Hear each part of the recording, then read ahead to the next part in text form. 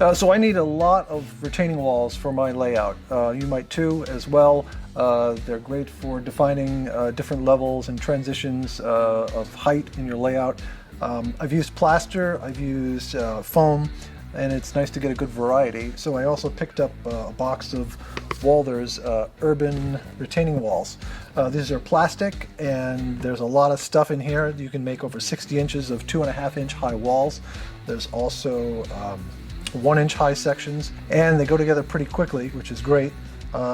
And just prime them and then paint them to look like concrete, and they look fantastic. So that's what we're going to do today. I also added graffiti to mine. That might not work for you because you might not be modeling a modern era, but just leave that step out. But all the other techniques you should be able to use to make a realistic looking concrete wall. So we're going to work with this 8-inch section here. And we're just, of course, going to use our plastic nippers and get this off the sprue nice and cleanly as we can. Oh, and by the way, the kit also comes with railing, which is great. There's many sections of some pipe railing, which we'll use for something else later. So you might have some rough edges here, and we can just file those down before we prime and paint this.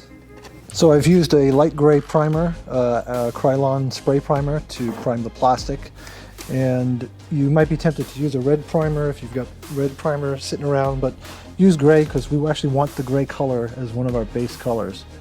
So you'll save a step by going right to the primer. And then I'm using a concrete color, and then we've got our grout sponge, and we're going to take off a lot of the paint. And then, of course, apply it kind of randomly to our wall.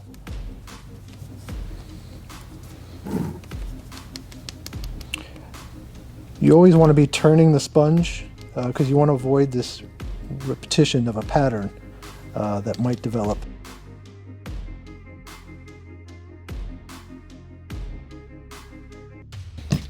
So I've got two other shades of gray. This is a Martha Stewart color, craft acrylic called Arrowhead, and this is Folk Art French Gray. And I've got them on my plate here. And we're not going to use these as much as the concrete color. So I'm going to knock off a lot of the paint off the sponge.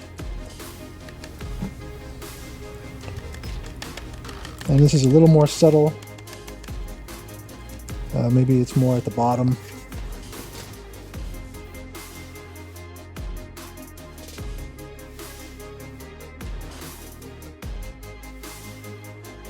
So I'm going to switch grays. Now this gray is almost similar to the primer gray. So actually, as a backup for mistakes, if you put too much of the dark one, you could always come back with this lighter gray. Like if you want to get rid of that dark spot there, we can just blend a little bit of the light stuff, and now it just kind of fades away. So it's hard to make a mistake here, or it's also easy to fix a mistake with this kind of technique. Okay, so off camera I just sprayed this again, but this time I used matte varnish. This is a matte varnish from a brand called Army Painter, and I've used a lot of matte finishes. This to me is the best one.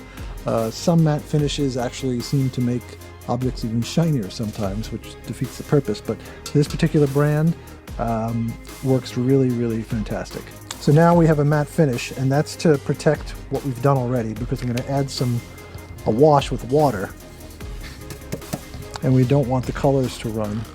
So again, I'm using the linen colored concrete paint, and I've got some water here, and I'm just making sort of a thin watery wash with the concrete, and I'm going to drag it down,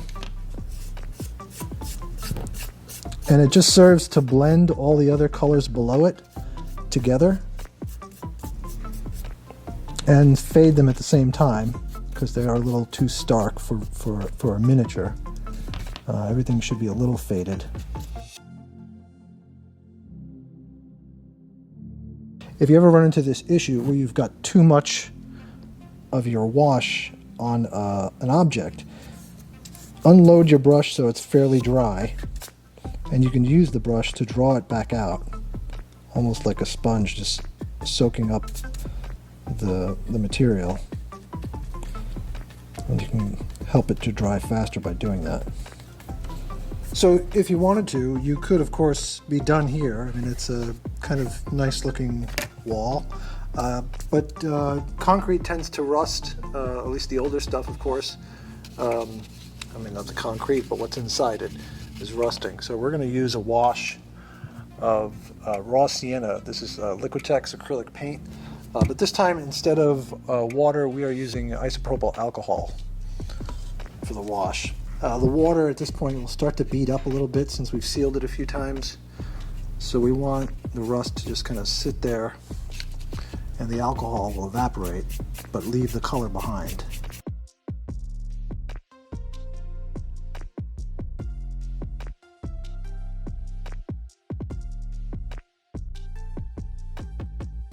So I'm going to use it straight now without diluting it, almost as a dry brush.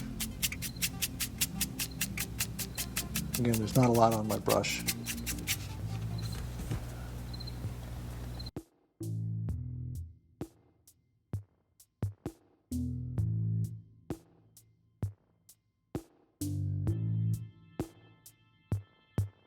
Okay, so I've sealed this wall a third time.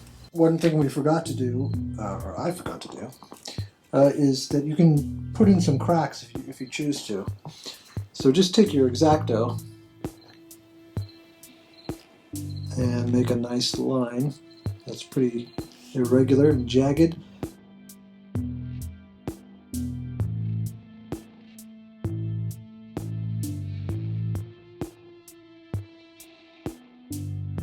So our next step is a few more washes. In this case, we're going to be using mineral spirits or turpentine. You can use terpenoid, which is an odorless mineral spirit. I've got it in this jar here. And I'm also using these enamel paints from AK Interactive. This is Dust, Dirt, and Deposits. This is Streaking Grime. This is Light Rust and Medium Rust Deposits. I necessarily won't be using all of them, but I like having them on hand.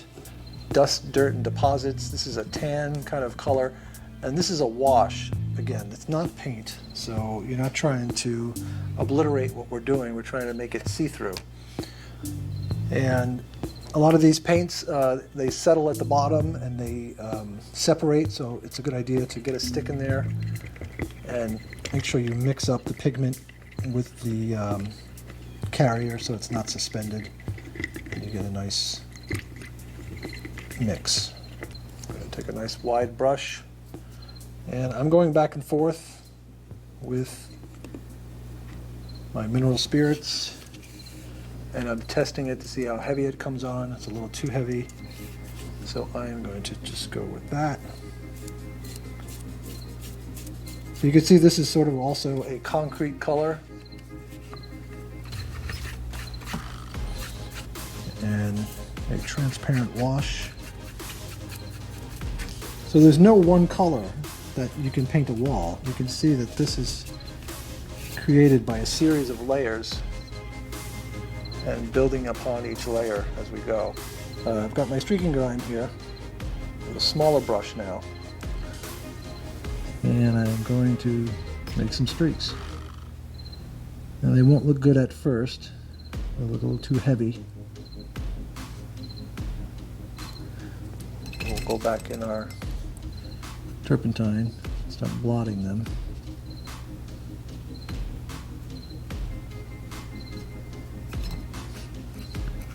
So they kind of fade at the bottom.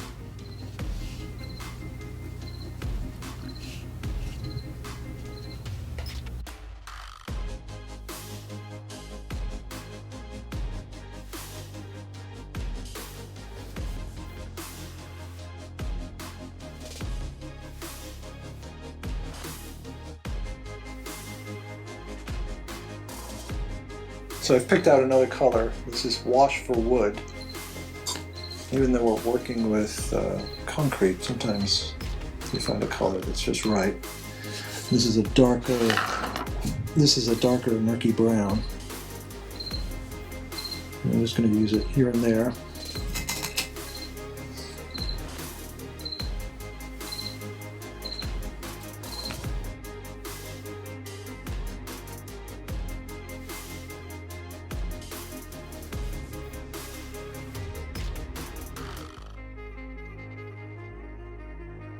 So I've given our wall yet another finish, another spray of the matte varnish. This is probably the fourth time.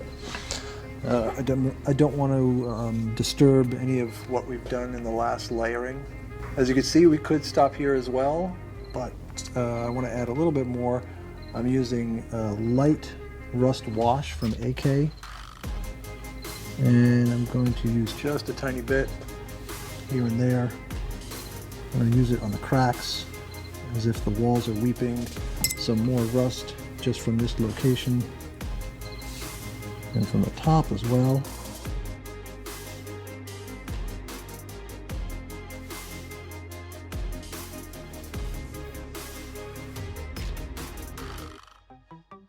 So as a last bit of weathering, we'll put on some weathering chalk.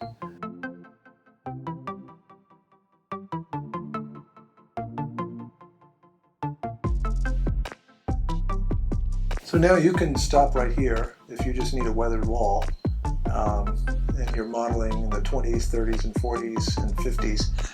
I model in the 70s, so I need some graffiti.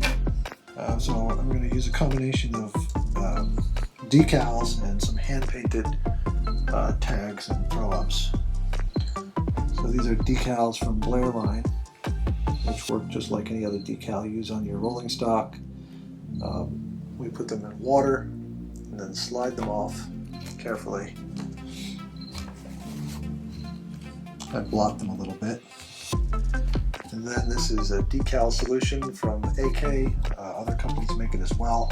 It just helps set the decal in place.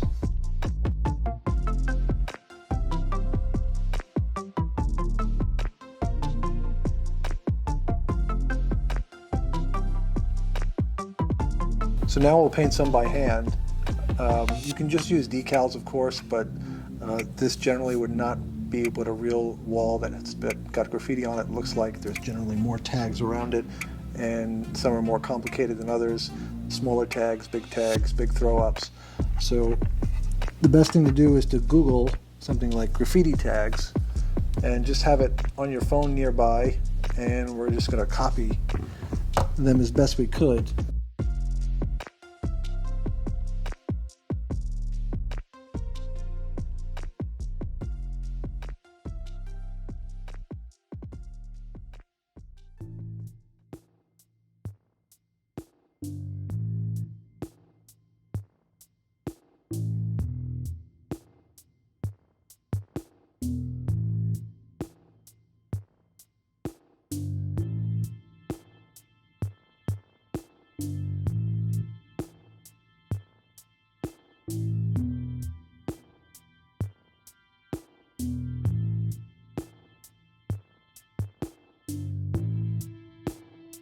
Once you're done with your graffiti, you'll notice, of course, that it's pretty bright. It looks almost cartoonish.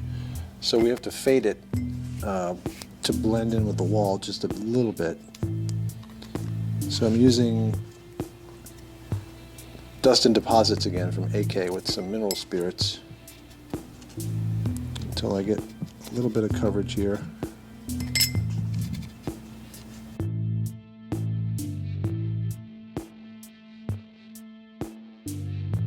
In some cases, you also might want to use the light rust wash or any rust wash and go over some of the graffiti, not all of it.